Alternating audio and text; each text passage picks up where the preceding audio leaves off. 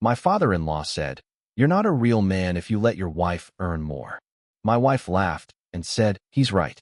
That night, she took my laptop and locked it in the closet. "You need to learn humility," she said. I slept on the couch. But when the promotion came, and I said no, the reason why made her fall silent. I live in St. Louis, Missouri. I'm 38, married to a woman named Vanessa, 36. We've been together for almost 10 years, married for 7. No kids. I work in IT support for a logistics company. It's not glamorous, but I'm good at it, and I've been with the company long enough to earn trust and flexibility. I've always leaned more toward stability than chasing titles or power. Vanessa? She's the opposite. She's in pharmaceutical sales and loves to talk about performance bonuses and client wins like she's climbing Everest. We used to joke about it, that I was the tortoise and she was the hare. Somewhere along the line, the joke stopped being funny. Things started changing a year ago when Vanessa got promoted to regional sales director. Suddenly, she was making almost double what I earned. I wasn't threatened by that, not at first. I was proud of her. But she started dropping little comments. Like, "Must be nice not to have pressure at work," or "It's okay, I make enough for both of us." I brushed them off, thinking she was just venting. Then her father, Ron, came to visit. He's a retired Air Force guy, late 60s, the kind of man who thinks respect is tied to a paycheck and real men carry the load. Vanessa is his only daughter, and she's always tried to impress him, maybe more than she's ever tried to connect with me. One afternoon, we were all sitting in the living room. Vanessa handed Ron her quarterly bonus statement like it was a report card. He nodded and muttered, "Not bad." Then he turned to me, leaned back in the recliner, and said, "You're not a real man if you let your wife earn more than you." I froze. I thought it was some out-of-touch old man joke. I half-laughed and looked at Vanessa, expecting her to roll her eyes or say something to shut it down. Instead, she smiled and said, "He's right." She didn't say it like she was joking. She said it like it was a fact.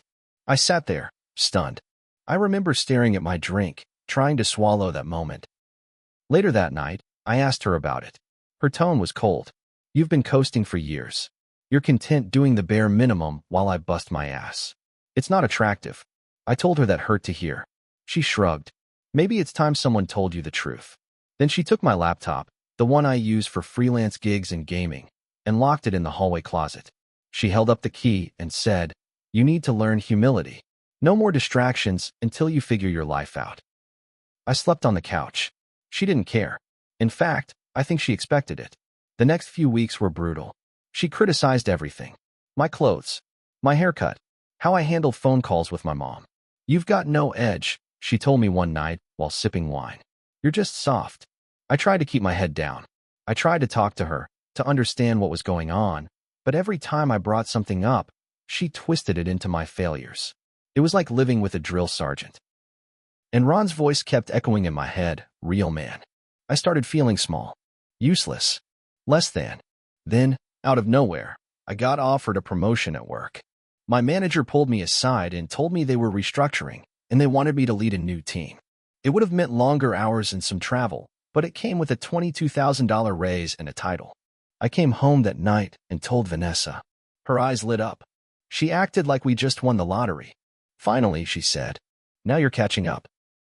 I stayed quiet for a while. Then I told her I wasn't taking it. She snapped, threw her wine glass against the wall. "What the hell is wrong with you? Are you trying to stay beneath me? Is this some pride thing?" I looked her dead in the eye and said, "No, I just don't want to become like you." She went silent. Not mad, not smug, just still. For once, she didn't have a comeback. But I wasn't done. What I did next is what really changed everything. Because I realized, in that moment, I wasn't the weak one. I had been patient, too patient, and it was time she learned what humility actually looks like. After I told her I wasn't taking the promotion, things between us went cold. Not just chilly, frostbite cold. Vanessa barely spoke to me for days. No more morning greetings. No more dinner talk. She'd just walk in, drop her designer bag on the kitchen counter, pour herself a drink, and scroll through her phone like I wasn't even there. But the silence didn't last long. A week later, she came home with brochures for a couple's retreat. Expensive ones. "You clearly need help figuring out what it means to be a partner," she said, like I was a project she'd been assigned to fix. I refused to go. That's when she shifted gears from silent treatment to warfare. She started bringing Ron around more.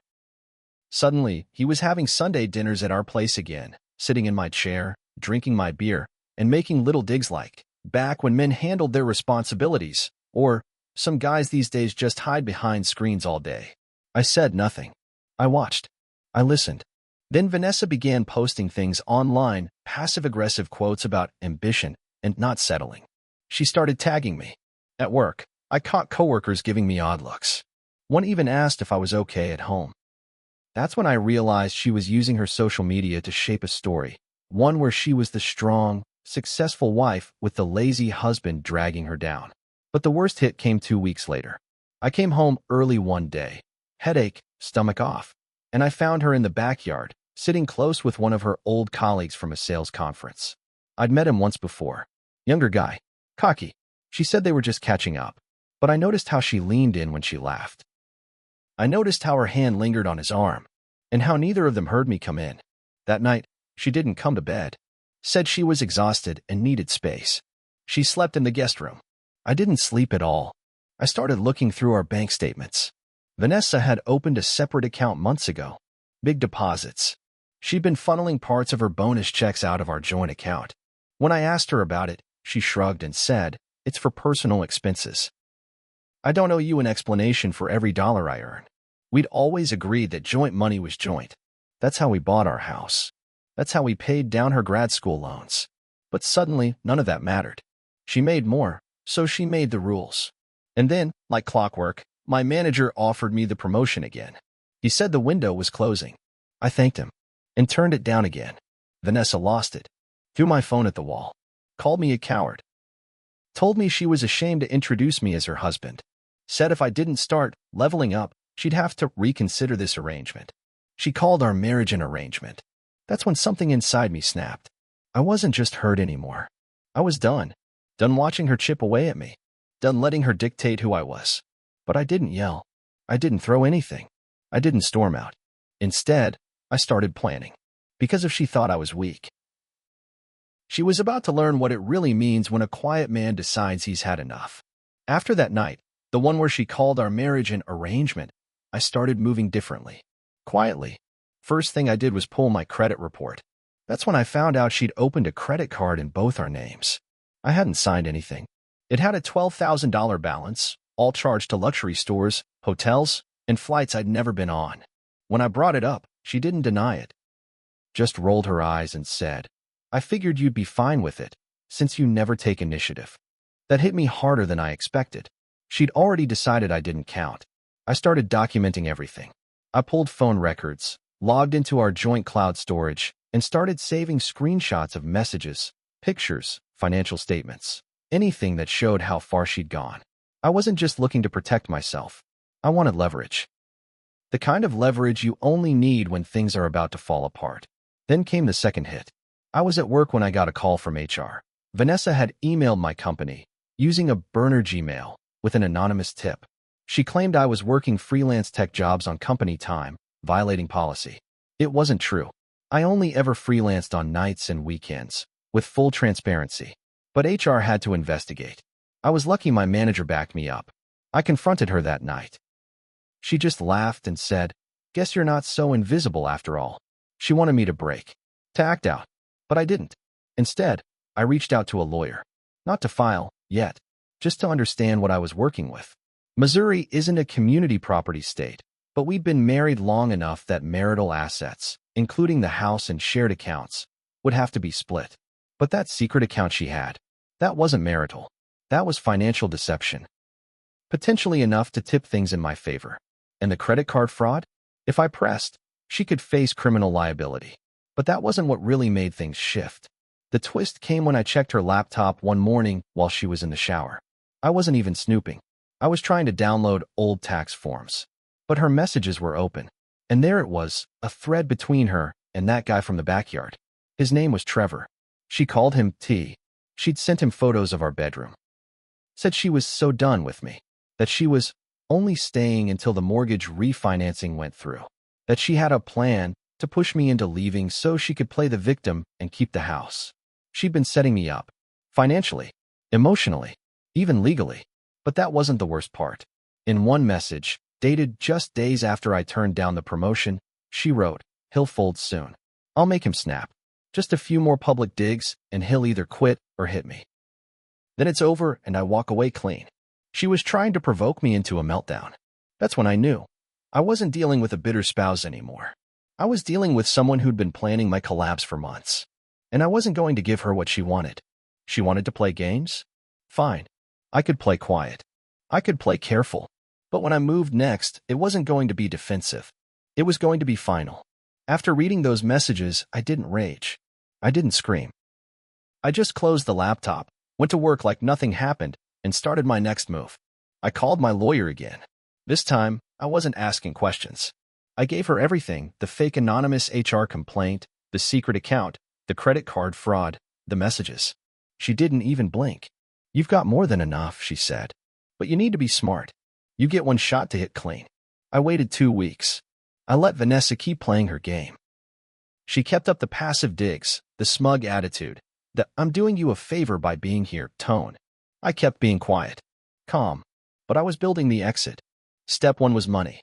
I opened a new checking account in my name only and started redirecting my paychecks there.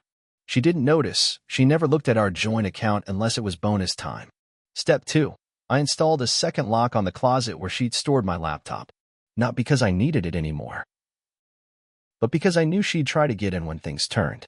Then came step 3. I waited until she was out on a girls' trip, which I now knew was just a cover for a weekend with Trevor. While she was gone, I made copies of every financial document in the house, then called a locksmith and had the front door rekeyed. When she came home Sunday night, the lock didn't work. She banged on the door for 10 minutes straight. I opened it just a crack. Told her she had until the end of the week to collect her personal things. Everything else was frozen. Our accounts were locked down. Her name had been removed from every digital login I controlled. The refinance she was banking on? I'd already called it off. She stared at me like I was a stranger. "You can't do this," she said. "You don't have the right." I handed her a printed list. Every account she'd hidden. Every dollar she'd moved. Every message she thought I'd never read. Her face went pale. "You tried to destroy me," I said. "Now I'm just removing you from the equation." I walked away and shut the door. She didn't knock again. Within days, my lawyer filed for divorce on grounds of financial misconduct and emotional cruelty. In Missouri, that matters, especially when one spouse can prove deliberate deception. The court sided with me. She got none of the house equity, none of my savings. She was forced to sell her secret investment account to pay off the joint credit debt. And because I had evidence of her attempts to provoke me, those messages, she couldn't paint herself as the victim in mediation. As for Trevor, turns out he was just as scummy. The minute things got complicated, he ghosted her. She tried reaching out to me 6 weeks later, asked if we could talk, said maybe we'd rush things. I didn't reply, just forwarded the message to my lawyer. I still live in the house. Quiet. Peaceful. I took the promotion 6 months later on my own terms. Not to prove anything, just because I wanted to. Sometimes I still think about that night she locked up my laptop and said I needed to learn humility. She was right, in a way. I did learn something, but it wasn't humility. It was clarity, and the cost of letting someone else decide your worth.